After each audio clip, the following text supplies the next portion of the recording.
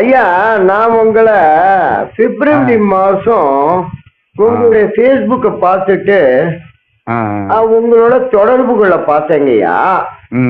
அப்ப தொடர்பு கொள்ளும் பொழுது உங்களுடைய காரியதரிசி அம்மா சொன்னாங்க, ஐயாவோட நீங்க பேசுங்கன்னு சொன்னாங்க. சரின்னு சொன்னேன். அப்ப எனக்கு ஒரு சந்தேகம் ஏற்பட்டுச்சுங்கய்யா. என்னன்னா, ஆத்ம ஞானங்கிறது ஒரு பெரிய ஓஷன். அத என்னங்க போன்ல சொல்றாருங்களா? என்னங்க ஆச்சரியமா இருக்கு. ஐயா உடனே எனக்கு நீங்க கிளாஸுக்கு வாங்கன்னு சொல்லிட்டாரு. உடனே சரின்னு கிளாஸுக்கு வந்தேன். அந்த கிளாஸ அட்டென்ட் பண்ணினதுக்கு அப்புறம் எனக்கு என்ன தெரியாம, அதாவது ஆத்ம ஞானம்னா ஒரு டீப் ஓஷன். அது எடுத்த உடனே ஆத்மானா என்ன, மைண்டுனா என்னங்கிறத பத்தி தான் சொல்லுவாங்க. ஆனா நீங்க அதை பத்தியே டீல் பண்ணல. சரி சரி. டீல் பண்ணாதபடிக்கு கவலைன்னா என்ன, நீங்க இறைவன்னா யாருன்னு கேட்டீங்க. என்னடா இது ஒரு நியூ மெத்தடா இருக்கு அப்படின்னு பார்த்து கேட்டதுக்கு அப்புறம் அதுல அப்படியே ஊன்றி போயிட்டேனுங்க. என்னால அதுல இருந்து எழுந்திருக்க முடியல. ஓஹோ, இப்படி கூட இருக்கா ஒண்ணு அப்படின்னு யோசனை பண்ணி பார்த்து அதுல நான் ரொம்ப உழண்டு பண்ணுவேன்னு, சரி இது நல்லா இருக்கு அப்படின்னு மேல 2வது கிளாஸ் 3வது கிளாஸ் 4வது கிளாஸ் எல்லாத்தையும் அட்டன் பண்ணினேன். அதுக்கப்புறம் உங்களுடைய ரெக்கார்டட் மெசேஜ் அப்படியே திருப்பி திருப்பி திருப்பி திருப்பி கேட்டேன். அதுல எனக்கு பலவித டவுட் வந்துச்சு. அதுக்கப்புறமா நிறைய தடவை உங்களுக்கு போன் பண்ணி கேட்டு கேட்டு கேட்டு எனக்கு ஓரளவுக்கு மனசுல ஒரு பிடிமானம் ஏற்பட்டது. அதுதாங்க ஐயா, இந்த ஆத்ம ஞானத்தை வெறுமனை கேட்டுட்டு விட்டுட்டா மட்டும் போயிடும் அப்படியே. ஆனா அந்த ரெக்கார்ட அப்படியே திரும்ப கேட்கறது மூலமா தான் அந்த நான் சொன்ன ஞானங்கள் எல்லாம் மனதில் நிலை பெற தொடங்கும். சரிங்களா? இவங்களுக்கு மட்டும்தான் ஆத்ம ஞானம் நிலைக்கும், யாரு ரிப்பீட்டடா அதே ஞானங்கள்ல கேட்டுக்கிட்டே இருக்கிறாங்களோ. அந்த நான் ஒத்துக்கிறேன். ஆனா அதுல நிலை பெற முடியவில்லை. ஏன்னு கேட்டாக்க அதுக்கப்புறம் தான் கொஞ்சம் கொஞ்சமா எனக்கு புரிய வந்துச்சு. என்னன்னாக்கா, சரி நம்ம ஆத்மாங்கிறோம், ஆத்ம ஞானங்கிறோம், அதை பேசுறோம். அதுக்கப்புறமா மறுபடியும் அந்த பழைய குடி கதவை தள்ளுன்னு அதுலயே போயிடுறோமே. அது எப்படி கொண்டு வருதுன்னு யோசனை பண்ணி பார்க்கும் பொழுது அந்த இடத்துலதான் எனக்கு ஒரு இது புரிதல் சரியா இல்லையோன்னு எனக்கு மனதுல பட்டுச்சு. சரி. அப்புறம் நான் என்ன பண்ணினேனாக்கா, கேட்க ஆரம்பிச்சா. அதுக்கப்புறம் என்ன பண்றது அப்படின்னுட்டு ஒரு மாதிரி இருந்த பொழுது உங்ககிட்ட பேசிட்டு இருந்த போது நீங்க உங்ககிட்ட ஏதாவது உங்களுக்கு செய்யணும் ஐயா, இந்த அளவுக்கு எனக்கு ஏதாவது இது பண்ணியிருக்காரு, அவரை நான் ஏதாவது இது பண்ணணும்னு சொல்லிட்டு அதுக்கு நடுவில் ஏதோ என் இல்லத்தில் ஒரு வித எனக்கும் என் மனைவிக்கும் ஒரு சில தகராறு ஏற்பட்டது. அதாவது வாய் தகராறு ரெகுலரா நடக்கிறது தான். அது அன்னைக்கு ஏற்பட கொஞ்சம் ஜாஸ்தி ஆயிடுச்சு. அதுல மனசு ரொம்ப வெதும்பி போய் அவங்கள ஒரு சில விஷயங்களை பேசிட்டேன். அது அவங்க மனசை புண்படுத்திட்டு, ஐயோ நான் அப்படி பேசிட்டேனே அவங்க மனசை புண்படுத்துறேன்னு சொல்லி நான் வருத்தப்பட்டு அழுதுட்டு உட்கார்ந்துட்டு இருந்த போது உங்க போன் வந்துச்சுங்கய்யா. அப்ப போன் வந்த போது நான் பேசினேன் உங்ககிட்ட, இந்த மாதிரி இருக்கு இந்த மாதிரி இருக்கு இந்த மாதிரி இருக்குங்கும் பொழுது நீங்க ஒரு சில அறிவுரைகளை சொன்னீங்க. அது அப்படியே எனக்கு ரொம்ப எஃபெக்டிவா இருந்துச்சு. ஏன்னா நாம ஒருத்தங்களை சரியா புரிஞ்சுக்காததுனால சில விஷயங்கள்லாம் நடக்குதுங்கய்யா. அதனால அந்த புரிஞ்சுக்கிறதுக்கு நம்ம முயற்சி பண்ணினாக்க எனக்கு ஒன்று சொன்னீங்க. அதுக்கப்புறம் எனக்கு கொஞ்சம் தெளிவு ஏற்பட்டு உங்ககிட்ட நான் பேசினேன். ஐயா இந்த மாதிரி இருக்கு இந்த மாதிரி இருக்கு இந்த மாதிரி தெளிவு பேசும்போது அப்ப பார்த்து நீங்க பேசுறதெல்லாம் எனக்கு கேக்குது. நானும் அதை மனனம் பண்றேன். மனனம் பண்ணி மறுபடியும் நிதித்தியாசனங்கிறீங்க, மைண்ட் தெரப்பி வாங்கங்கிறீங்க, வந்துகிட்டே இருக்கேன், செஞ்சுக்கிட்டே இருக்கேன். ஆனாலும் அதில் ஊன்றினேனா என்று கேள்வி கேட்கும் பொழுது அதற்கு பதில் என்னால் சொல்ல முடியவில்லை.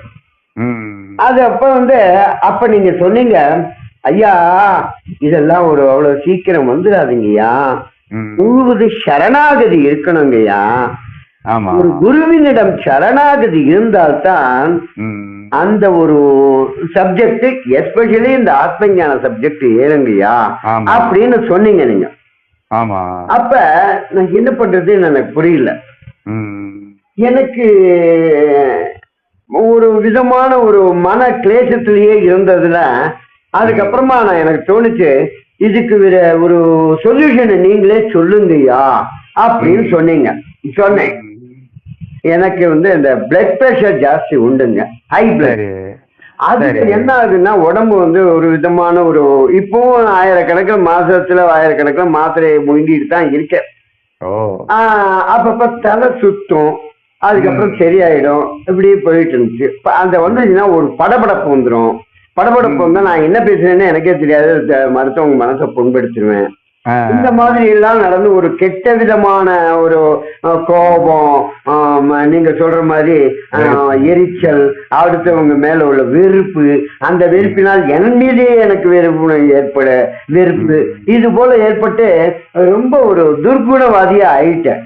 அதுக்கப்புறம் நீங்க சொல்ல சொல்ல சொல்ல சொல்ல நான் கேட்ட போது நீங்க சொன்னீங்க ஒரு தடவை, ஐயா உங்களுடைய இந்த குறையை என்னால தீர்க்க முடியும் அப்படின்னு. எனக்கு மண்டையில சம்மட்டியால அடிச்ச மாதிரி இருந்துச்சு. இல்லையா, அது நான் வந்து கிட்டத்தட்ட ஒரு எனக்கு வயது இப்ப 70, நான் 65 வயசு 60 வயசுல உயரமா நான் இந்த மாதிரி ஒரு இதுல உழந்துட்டு இருக்கேன். திடீர்னு உங்களால என்னால தீர்க்க முடியும்னு இவ்வளவு கான்பிடண்டா சொல்லும் பொழுது எனக்கு ஒரு விதமான உத்வேகம் தோணுச்சு. என்னங்கய்யா பண்ணுவீங்க, எப்படிங்கய்யா பண்ணுவீங்கன்னு கேட்டேன். நீங்க ஒண்ணும் வேண்டாங்கய்யா, நீங்க எல்லாத்தையும் விட்டுட்டு என் கூட வந்து ஒரு 15 நாள் தண்டுங்க. நான் வந்து உங்களுக்கு ஆத்ம ஞானத்தை சொல்றேன். நல்லா உங்களுடைய இது எல்லாத்தையும், உங்களுடைய கெட்ட எண்ணங்கள் கெட்ட இதெல்லாத்தையும் என்னால தீர்க்க முடியும். நீங்கள் பொறுமையா இருப்பதுக்கு என்ன உண்டோ அதற்கு நான் வழி செய்ய முடியும் அப்படின்னு நீங்க என்கிட்ட சொன்னீங்க. ஆமா, சரி இதையும் தான் பார்க்கலாம்னு சொல்லிட்டு நான் உங்க கிட்டக்க வந்தேன் ஐயா. வந்து நீங்க என்ன சொன்னீங்க, நீங்க ஒண்ணு நம்ம ஒண்ணு கிளாஸ் விஷயம் ஒண்ணு எடுக்கல, ஆனா நீங்க வந்து எங்களுடைய இருந்தீங்க, நம்ம எல்லாரும் உரையாடினோம். ஆனா நம்ம உரையாடல்ல முக்காவாசி ஆத்மஞான தத்துவம் தான் இருந்துச்சே ஒழிய மற்றவங்களை பத்தி பேசுறதோ இல்ல வீட்டை பத்தி பேசுறதோ அதை பத்தி பேசுறதோ இல்ல. ஆமா ஆமா ஆமா, அப்படி இருக்கும் பொழுது எனக்கு அந்த உரையாடலும் அந்த ஒரு உங்களுடன் சேர்ந்து சங்கமிச்சு இருக்கிறதும் என் மனசுக்கு ஒரு சந்தோஷத்தை கொடுத்துருந்தீங்க. Very good very good. அந்த சந்தோஷத்துல நேரம் போனதே தெரியாத மாதிரி ஏற்பட்டது இல்லையா? நேரம் போனதே தெரியல. அது தெரியாத இருக்கிறதோட இல்ல, யாராலும் வந்து பேசினாங்கன்னா இத பத்தியோ இல்ல வேற ஏதாவது பத்தியோ பேசினாக்க இவங்க ஏழா நம்ம டயத்தை வேஸ்ட் பண்றாங்க அப்படின்னு போனக்கூடிய நிலை எனக்கு ஏற்பட்டுச்சு. ஆமா ஆமா ஆமா. அப்ப நான் புரிஞ்சுக்கிட்டேன், ஓ இதுல ஏதோ சக்தி இருக்கு அப்படின்னுட்டு. ஒரு 2 நாள் 3 நாள் கழிச்சு உங்ககிட்ட நீங்களே பேச விடாதபடிக்கு நான் உங்களை கேள்வி கேட்க ஆரம்பிச்சிட்டேன். ஆமா, அதுல நீங்க ரொம்ப சந்தோஷமாயி உங்களுக்கு அந்த ஆத்ம ஞானத்தை இன்னும் தோண்டி தோண்டி தோண்டி தோண்டி என்னென்னலாம் சொல்லணுமோ எல்லாத்தையும் சொல்ல ஆரம்பிச்சுங்க. அதுக்கு காரணம் என்னன்னு கேட்டீங்கன்னா, சரிங்கய்யா, ஸ்டூடெண்ட்ஸ் வந்து கியூரியாசிட்டியோட நீங்க கேள்வி கேட்கும் போது ஒரு குருவுக்கு புத்துணர்ச்சி பெற்று ஒரு எக்ஸ்ட்ரா எனர்ஜி வந்து எஃபர்ட் எடுத்து உங்களுக்கு மேலும் மேலும் மேலும் அதிகமா சொல்லி கொடுக்கறதுக்கு ஒரு இன்வால்மெண்டோட இறங்கிடுவாங்க அந்த இது. அதுக்கு காரணம் என்னன்னா 2 விஷயம். ஒண்ணு, ஞானத்தின் மீது உள்ள நம்பிக்கை அது நிறையவே இருந்தது. சரி, 2வது குருவின் இடத்தில் ஒரு நம்பிக்கை அதுவும் இருந்தது. இல்ல யாராலும் வந்து பேசினாங்கன்னா இத பத்தியோ இல்ல வேற ஏதாவது பத்தியோ பேசினாக்க இவங்க ஏழா நம்ம டயத்தை வேஸ்ட் பண்றாங்க அப்படின்னு போனக்கூடிய நிலை எனக்கு ஏற்பட்டுச்சு. ஆமா ஆமா ஆமா. அப்ப நான் புரிஞ்சுக்கிட்டேன், ஓ இதுல ஏதோ சக்தி இருக்கு அப்படின்னுட்டு. ஒரு 2 நாள் 3 நாள் கழிச்சு உங்ககிட்ட நீங்களே பேச விடாதபடிக்கு நான் உங்களை கேள்வி கேட்க ஆரம்பிச்சிட்டேன். ஆமா, அதுல நீங்க ரொம்ப சந்தோஷமாயி உங்களுக்கு அந்த ஆத்ம ஞானத்தை இன்னும் தோண்டி தோண்டி தோண்டி தோண்டி என்னென்னலாம் சொல்லணுமோ எல்லாத்தையும் சொல்ல ஆரம்பிச்சுங்க. அதுக்கு காரணம் என்னன்னு கேட்டீங்கன்னா, சரிங்கய்யா, ஸ்டூடெண்ட்ஸ் வந்து கியூரியாசிட்டியோட நீங்க கேள்வி கேட்கும் போது ஒரு குருவுக்கு புத்துணர்ச்சி பெற்று ஒரு எக்ஸ்ட்ரா எனர்ஜி வந்து எஃபர்ட் எடுத்து உங்களுக்கு மேலும் மேலும் மேலும் அதிகமா சொல்லி கொடுக்கறதுக்கு ஒரு இன்வால்மெண்டோட இறங்கிடுவாங்க அந்த இது. அதுக்கு காரணம் என்னன்னா 2 விஷயம். ஒண்ணு, ஞானத்தின் மீது உள்ள நம்பிக்கை அது நிறையவே இருந்தது. சரி, ரெண்டாவது குருவின் இடத்தில் ஒரு நம்பிக்கை, அதுவும் இருந்தது. மூன்றாவது நீங்க அந்த சரணாகதின்னு சொல்ற அந்த தத்துவம் என்னன்னா, எனக்கு நீங்க மட்டும்தான் கதி, வேறு கதி இல்லை, என்னை நானே காப்பாற்றிக் கொள்ள முடியாத கதியில் இருக்கின்றேன், அந்த நிலையை உணர்ந்து உன்னை நீங்களே முழுமையா என்னிடம் ஒப்படைச்சீங்க. அந்த ஒரு இன்ட்ரெஸ்ட்னால எனக்கு ஆட்டோமேட்டிக்கா double the triple the effort எடுத்து உங்களுக்கு பேச வந்துச்சு எனக்கு. இதே நீங்க சாதாரண ஸ்டூடெண்டா இருந்துட்டு கேக்குறவங்களா இருந்தா எனக்கு இவ்வளவு இன்ட்ரெஸ்ட் வந்திருக்காது. புரியுதுன்னு நினைக்கிறேன். அப்புறம் என்னாச்சு, நான் சரிங்கய்யா அப்படின்னு சொல்லிட்டு அந்த 10 நாள் போனதே எனக்கு தெரியல. அதுக்கப்புறம் சரிங்கய்யா நான் வரேங்கய்யா சொல்லிட்டு வந்துட்டேன் வீட்டுக்கு. வந்துட்டு நான் பாட்டுக்கு என் வேலைகளை பார்த்துட்டு இருக்கேன். திடீர்னு என் ஒய்ஃப் என்ன ஒரு மாதிரி பேச ஆரம்பிச்சுட்டாங்க. அவங்க பேசுற மாதிரி பேசுனாங்க. ஆனா என்ன ஆச்சரியம் பாத்தீங்களா, அவங்க பேசுறதுக்கு நான் பதிலே சொல்லலையா. அதாவது அவங்க மாதிரி கிண்டலா ஒரு கோபம் ஒரு மாதிரி சாதாரணமா இந்த மாதிரி பேசினாங்கன்னா நான் அப்படியே எடுத்து எரிஞ்சிருக்கேன், ஒரு உற்சாகாரம் ஆயிடுவேன். ஆனா இப்ப எனக்கு அது ஒண்ணும் இதுவே தெரியல. அவங்க மாதிரி ஒரு என்ன மண்ணாண்டி மாதிரி உட்கார்ந்து நீங்க நான் அப்படி சொல்லிட்டு கால வெள்ளையா அப்படின்னா என்ன சொன்னோமா சரியா கவனிக்கல சொல்றியா அப்படின்னு நானே கேட்டேன். எனக்கு ஆச்சரியமா போச்சு, நான் தானா பேசுறேன் அப்படின்னு தோணிச்சு. அதுக்கப்புறமா ஓஹோ இதுதான் இருக்கும் போல இருக்கு அப்படின்னு சொல்லிட்டு நான் என்ன பண்ணேன், உங்க பதிவுல எடுத்து படிக்க ஆரம்பிச்சிட்டேன். நான் டெலிபோனை எடுத்தேன்னாக்கா கிட்டத்தட்ட 3 மணி நேரம் 4 மணி நேரம் அப்படியே அந்த கேம் விளையாடிக்கிட்டே இருப்பேன். அப்ப என்ன ஆச்சு, அப்ப அதுக்கப்புறமா நான் உங்ககிட்ட போயிட்டு வந்ததுக்கு அப்புறம் இந்த போனை தொடர்றதே கிடையாது, கேம் விளையாடுறதே கிடையாது, சீரியல் பாக்குறதே கிடையாது. எப்பவுமே உங்க புஸ்தகம் கையை உங்ககிட்ட போன் வந்துச்சுனாக்கா அதை பத்தி தான் பேசுவேன். ஞானாம்பிகை ஏதோ சொன்னாங்களேயா, அதான் என்னங்க சொன்னாங்க, அப்படியே நீங்க அவங்கள பத்தி ஒரு மாதிரி எனக்கு இந்த மாதிரி ஆச்சுங்கய்யா அப்படி சொன்னாங்க, எனக்கு மனது கஷ்டமா இருந்துச்சு அப்படி இப்படின்னு சொன்னீங்கன்னா ஓஹோ அப்படிங்களா அப்படின்னு அதுக்கு ஒரு ரியாக்ஷனே இல்லாம பண்ண. அப்ப என்னுடைய மாற்றம் எனக்கே தெரிந்ததையா. Very good very good. அப்ப தெரிந்ததுனால் எனக்கு என்ன தோணியது, ஓஹோ அமைதிங்கிறது இதுதான் போல இருக்கு அப்படின்னு சொல்லிட்டு we can't be develop this அப்படின்னு என் மனசுல பட்டு நான் என்ன பண்ணினேன், எதையுமே பண்ணல. போனை சுவிட்ச் ஆஃப் பண்ணி வச்சேன், புஸ்தகத்தை மூட்டை கட்டி வச்சேன், கதவை தாப்பா போட்டேன், லைட்டை அணைச்சேன், ஃபேனை மாத்திரம் சுத்த விட்டுட்டு உட்காந்துட்டேங்க. அப்படியே உள்ள போய் அப்படியே இந்த உள்ளுக்குள்ள என்ன இருக்கு, நான் யார், எங்கிருந்து நான் பேசுகிறேன், நான் பேசுவது என் வாய் உடலின் ஒரு பகுதி. அப்ப நான் தான் இந்த உடலா, ஐயா சொல்லிருக்கா நான் இந்த உடல் அல்ல, நான் இந்த மனம் அல்ல. அப்ப நான் யார், என்னையே நான் கேட்டுக்கொண்டே இருக்கும் பொழுது நான் என்பது ஆத்மா. சோ ஆத்மா யாரு, ஆத்மா உருவம் இல்லை, பெயர் இல்லை, செயல் இல்லை, ஆனால் ஒரு சக்தி இருக்கிறது. அந்த சக்தியானது என்னை ஆட்டி வைக்கிறது.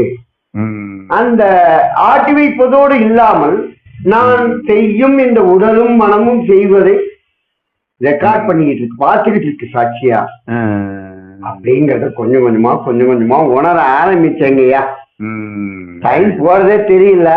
சாதாரணமா சாப்பாடு போட்டாங்கன்னா நான் நல்ல ருசிச்சு சாப்பிடக்கூடியவங்கய்யா.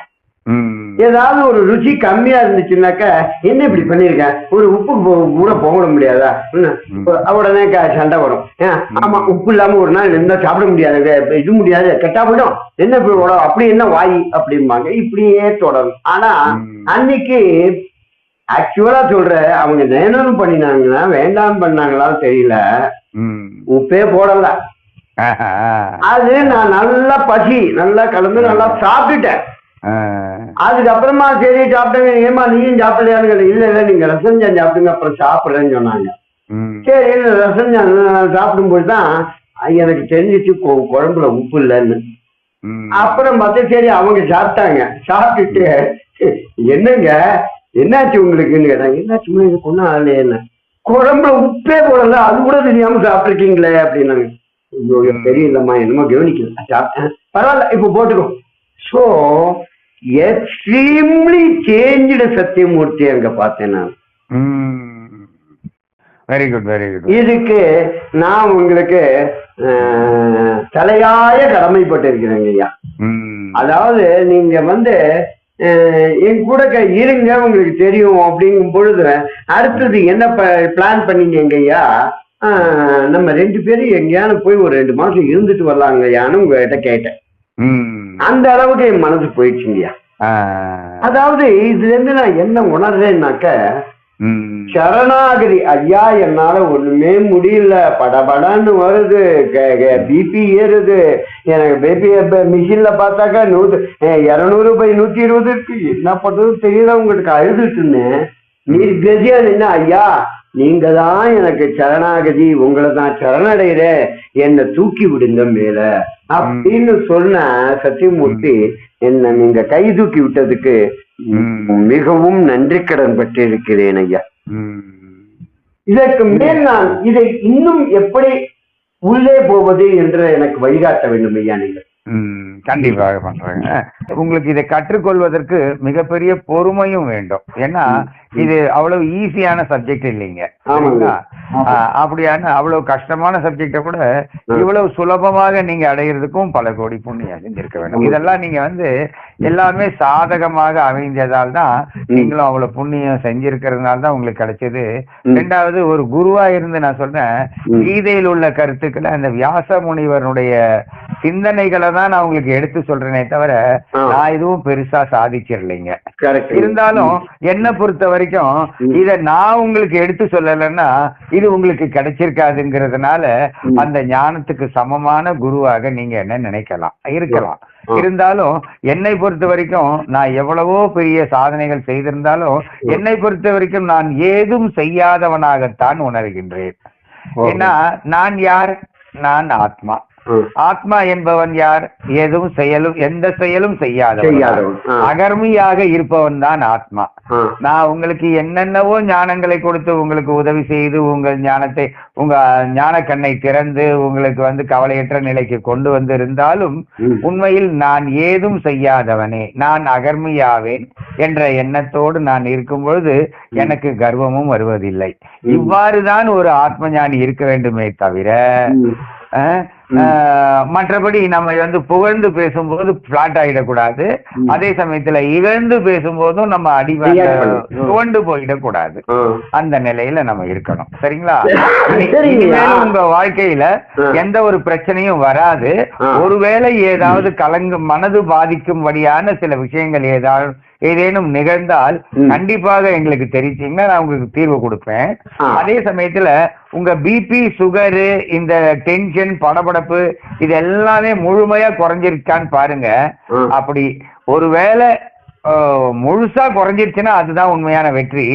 ஒருவேளை அப்படி குறையாம திருப்பி படபடப்பு வர்ற மாதிரி தெரிஞ்சதுன்னா மீண்டும் ஒரு 4 நாள் வந்து உட்கார்ந்தீங்கன்னா சரியா போயிடும்.